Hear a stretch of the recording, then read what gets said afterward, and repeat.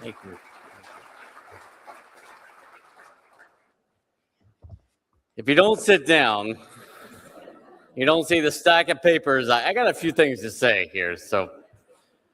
And it is New Orleans, and I feel a huge amount of pressure to make this as succinct as possible so that you guys can enjoy what the city has to offer. So, before I get started with the remark, um, obviously, a huge heartfelt thanks. I like Jeff. What an amazing introduction, and I could not agree more about the opportunity to be able to serve alongside the NFU National Vice President, to get to know his family, and an incredible board. I think I'm contractually obligated to mention the board in there. But I'm not, I may be contractually obligated on this one as well. But also to Mike Lentz, who in just a few days, our adventure is going to hit 31 years. And I can't wait to see what the next 30 years looks like.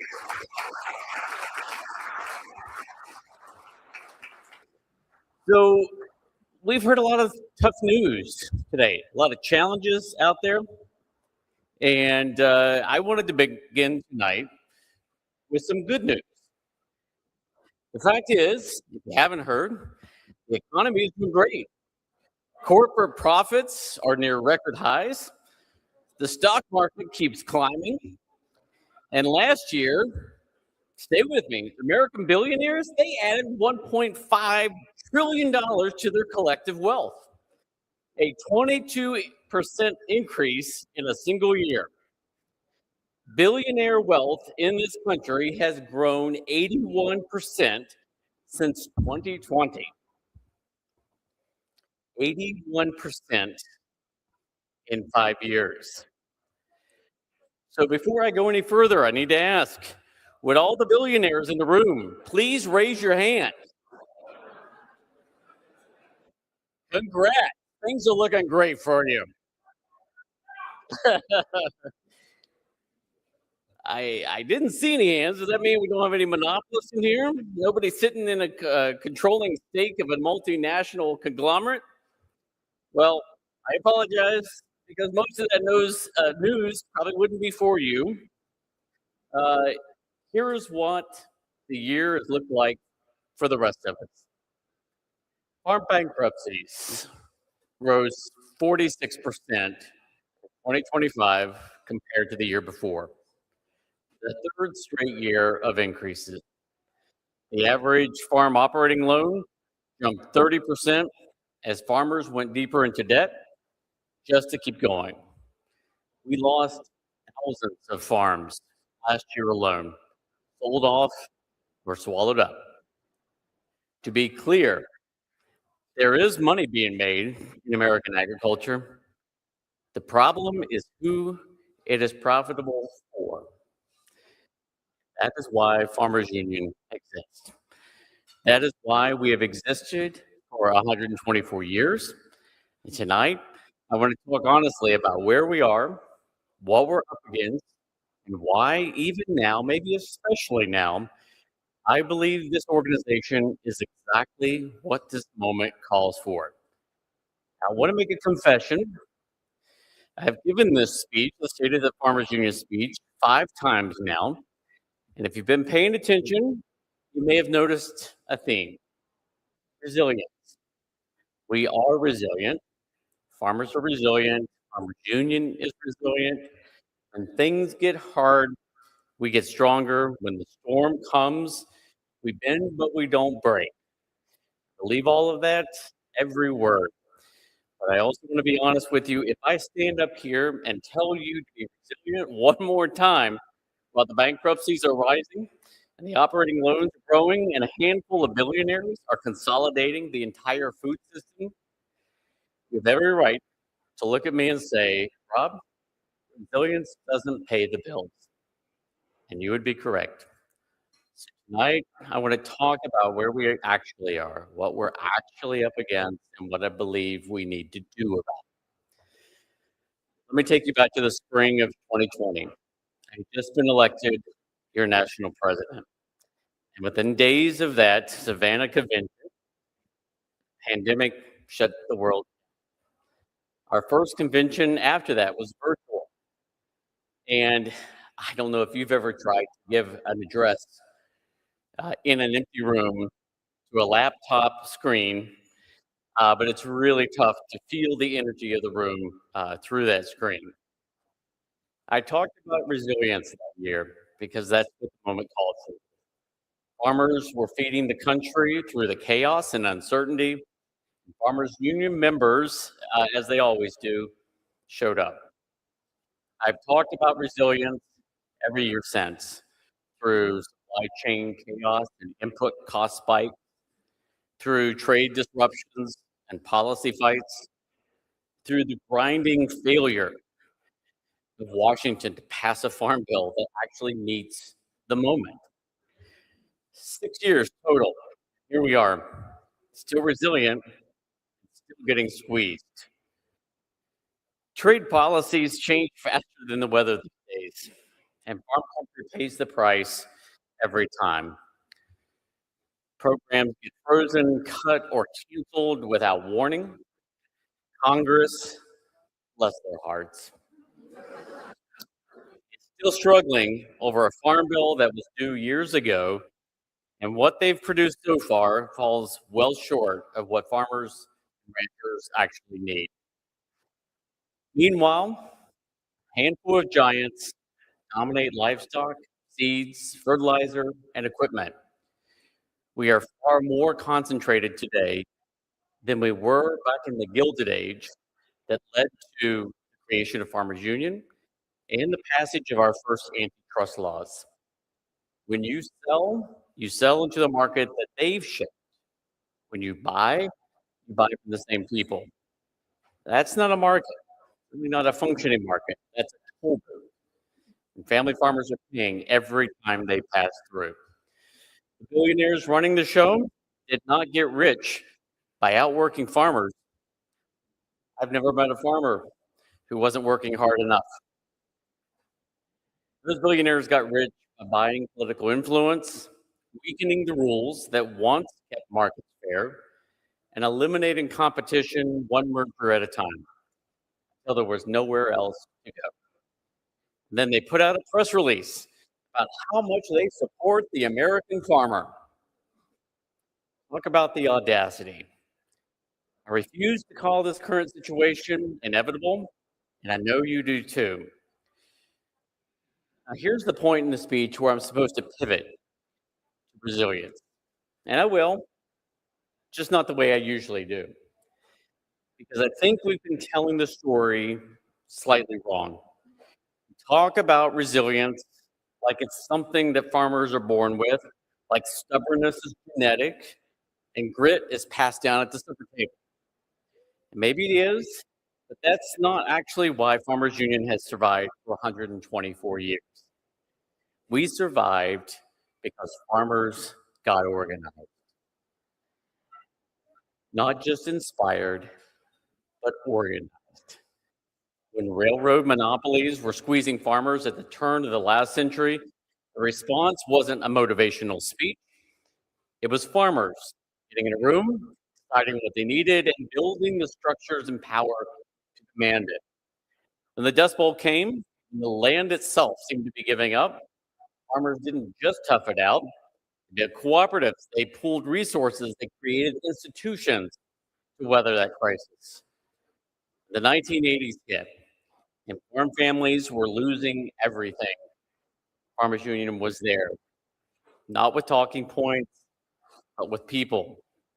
Structural argument about what fair credit and fair markets should look like, and the organizing muscle to advocate for it and promote it. That is the resilience story I want us to remember. Not that we endure, but that we build. Right now, all across this country, we are building. I see it everywhere I travel, from Hawaii to North Dakota, from Wyoming to Wisconsin, from Indiana, New Mexico. Farmers Union members are showing up at their state capitals. Dozens of state organizations have made the trip to the legislatures recently or have plans to do so. They're walking the halls, meeting with lawmakers, and making the case for family farmers face to face. That kind of sustained presence matters, and it always has. And it doesn't stop at state houses. Within the organizations themselves, states are investing in new membership staff, people whose job is to grow this organization and bring more farmers into the fold.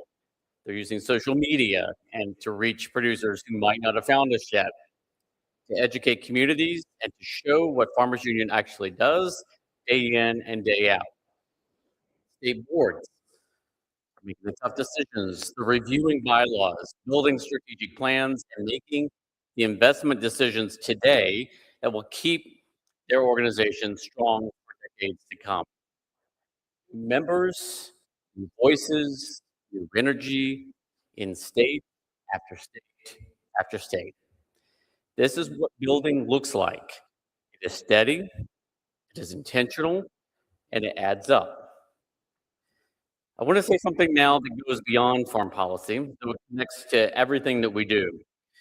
We are living in a moment when it has become very hard to talk to each other, not just across party lines, but across dinner tables, across fence lines, and across communities that used to be able to disagree and still move forward together. We've built a culture that rewards the loudest and most outraged voice in the room, where nuance gets punished, complexity gets ignored, where you are either completely with me or completely against me. I find that exhausting, and I know that you do too. Here's what I also think Farmers Union is one of the anecdotes. Our policy process is genuinely different. It starts local. Members bring resolutions from their communities. Those get debated, amended, refined, challenged, and improved as they move up to the structure. By the time policy comes out the other end, it has been touched by real people with real stakes in the outcome. It is not handed down from a consultant or drafted in a war room. It is built together by the people it affects. And in this moment, at this convention, I want to remind all of us through this process that we have the power to be bold, make sure that we are developing policy that truly meets this moment. In a moment like this, when democracy itself can sometimes feel fragile, when institutions feel distant and public discourse feels broken, the fact that we do it this way every single year matters more than we sometimes realize. Farmers Union is doing something that Washington cannot seem to do. Getting people with different views in a room, working through the hard problems, and coming out on the other side with something that they built together. We should say that out loud more often, and we should protect it fiercely. Here's what I want to leave you with tonight. 5 years ago, I stood up in front of a camera in that empty room and talked about resilience during a pandemic. It was the right message for that moment. But this moment is different.